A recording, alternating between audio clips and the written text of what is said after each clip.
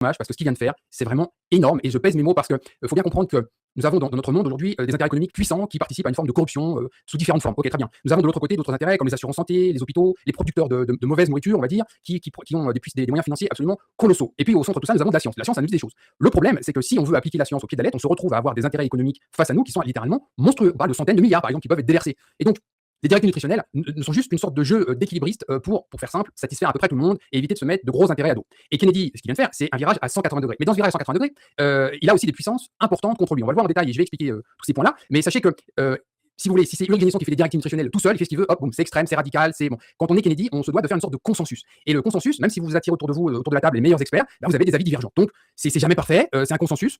Mais je ne ménage pas ma joie, je ne minore pas ma joie parce que ça va vraiment dans le bon sens. Ça sera certainement amélioré dans les prochaines années, les prochaines décennies. Mais là, c'est la fin de la science frelatée sur les directives nutritionnelles américaines. Et rappelons-le, qui vont certainement inspirer les directives nutritionnelles du monde entier parce que la base des directives nutritionnelles, elle vient des États-Unis, elle a été reprise quasiment telle quelle en Australie, en Nouvelle-Zélande, au Canada, en Europe, etc. Et je ne pense pas possible qu'un tel changement aux États-Unis qui va produire rapidement des résultats puisse être négligé par les autres pays. Donc, d'une manière quasiment certaine, est-ce que ça sera dans 6 mois, dans 1 an, dans 10 ans, je ne sais pas, mais ils seront obligés de reprendre ce virage radical permis par Robert Kennedy. Donc,